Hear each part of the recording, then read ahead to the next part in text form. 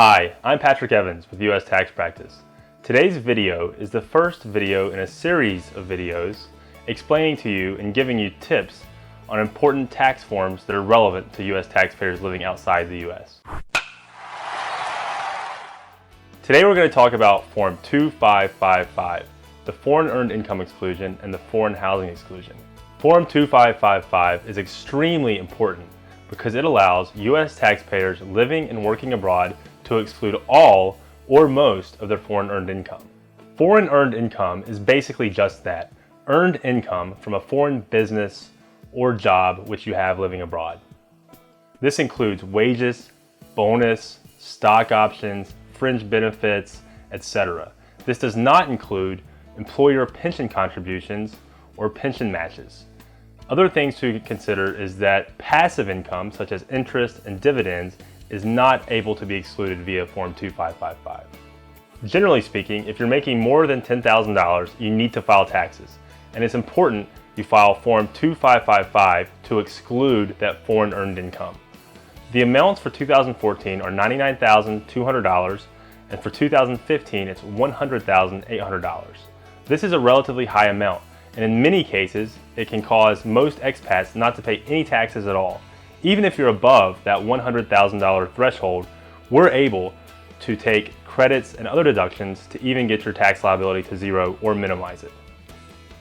So if you have the form in front of you, you're going to put this information in Part 4. This is where you put wages, salaries, commissions, bonus, business income, and any non-cash income such as housing allowances, car allowance, business representation, etc. One question I often get is, well, how do I translate from a foreign currency to US dollars? And it's really quite simple. You simply use the IRS published foreign currency exchange rates. Okay, before you get carried away filling out the form, let's just say you're a US citizen sent on an international assignment for less than 1 year. In this case, you may not qualify for the foreign earned income exclusion. So, how do you qualify? Well, there's two ways. One's the physical presence test, and the other is the bona fide residence test. Both of these tests have very strict requirements by the IRS, so it's important you pay attention in the next few seconds to understand the requirements of each. So let's talk about the bona fide residence test. This is Part 2 of Form 2555, and it requires you to stay outside the United States for an uninterrupted period of 1 year. And remember, that's one taxable year, so that's January through December. Now, the important thing to realize is you can take visits back to the United States for business or vacation, but you have to have your residence outside the United States. And what that means is it requires you to be involved in clubs, organizations, churches, and the community in a country or location outside the US. Okay, so now let's talk about the physical presence test, which is Part 3 of Form 2555. This requires you to be outside the US for 330 days out of a 12-month period. And this is how most people will qualify during their first year abroad, because most people don't move on the first day of the taxable year, i.e. January 1st. Now, one thing to keep in mind is how you qualify.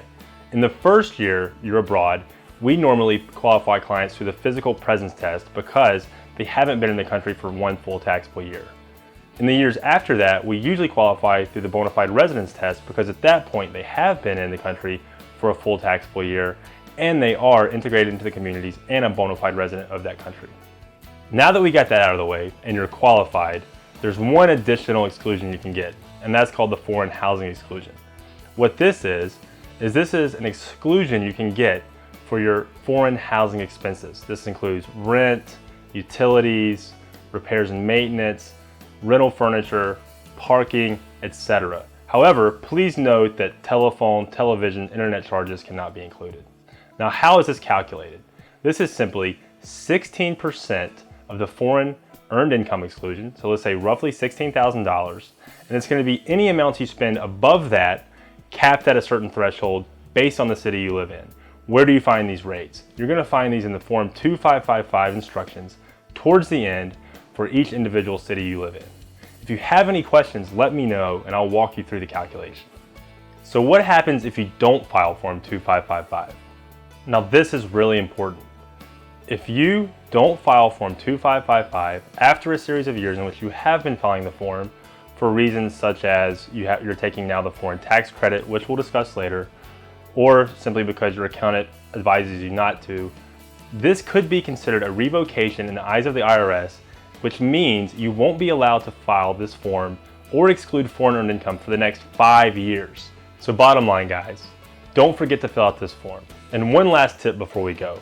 Keep a travel journal of where you travel, when you travel, the amount of income earned, and the number of days on business.